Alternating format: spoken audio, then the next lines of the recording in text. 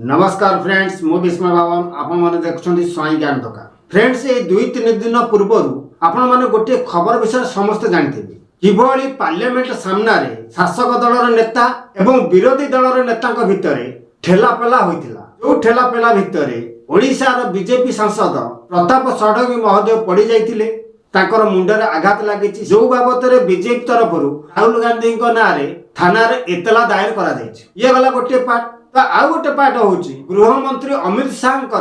आंबेडकर एक बयान को लेकिन वर्तमान समय सारा भारत में एक प्रतिवाद झड़ उठी विपक्ष दलर नेता मानकर कहबार कथा जे आंबेडकर होचंती आम पई भगवान अमित शाह तांकु राज्यसभा गृह रे जो भली भाव रे थटा परिहास कले अपमान कले आमे ताहार निंदा करूछु गृहमंत्री पदरु अमित शाह खूब शीघ्र रिजाइन दियंतु बोली तृणमूल कांग्रेस आम आदमी पार्टी कांग्रेस पार्टी एमितिक अनेक विपक्ष दल वर्तमान सारा देश में अमित शाह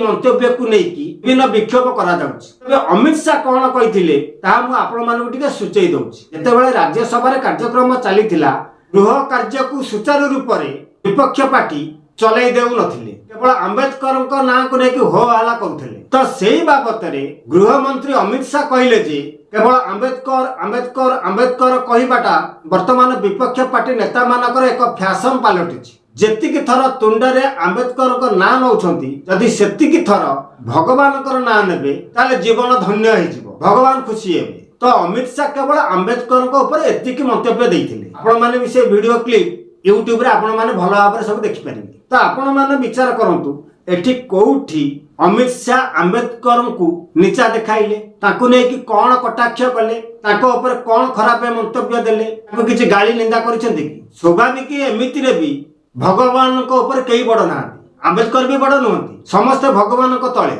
जो कांग्रेस दल आंबेडकर प्रति एते प्रीति देखौची आंबेडकर को नै कि एते चर्चा करूची आंबेडकर को निजर भगवान बोली मन करुची सेही कांग्रेस दल अतीत रे सेही आंबेडकर को केते सम्मान दउथिला केते भलो पाउथिला ताहार टिप्पणी मु आपण मानकु गोटे गोटे करी दउची भारत स्वाधीन हेबा परे स्वाधीन भारत रे प्रथम करी निर्वाचन आरंभ होइतिला 1951 मसिया अक्टोबर मासरे 1951 मसिया अक्टोबर मासरु यही निर्वाचन आरंभ होई 1952 मसिया फेब्रुआरी मासरे सरीतिला तो सही निर्वाचन रे डॉक्टर आंबेडकर को कांग्रेस दल टिकेट देई नथिला 1954 मसिया मध्ये एक बाई इलेक्शन आइतिला से इलेक्शन रे मध्ये कांग्रेस आंबेडकर को सपोर्ट कर नथिला आंबेडकर एक असिस्टेंट को ताको विपक्ष रे छिड़ा कराई आंबेडकर को हरई देथिला जोथि पई खुशी है कि बा खुशी रे जवाहरलाल नेहरू एडविना माउंटबेटन को एक चिट्ठी लिखिथिले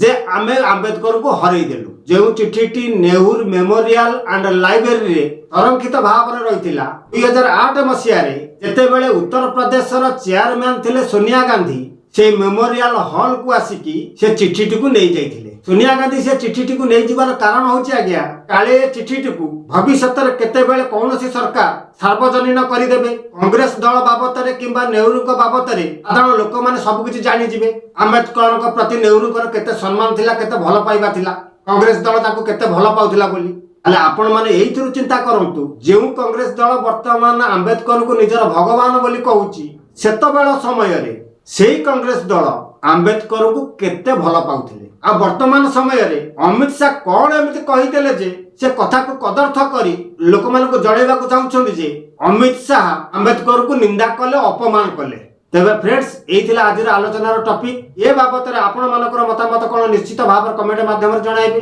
आ जदि वीडियोटी भल लागे ताले वीडियो को लाइक शेयर करबा सहित चैनल को सब्सक्राइब करी पाखर थिबा घंटी बटन दबे ऑल नोटिफिकेशन को ऑन कर देबे तबे वर्तमान पाइ रहउची नमस्कार जय जगन्नाथ।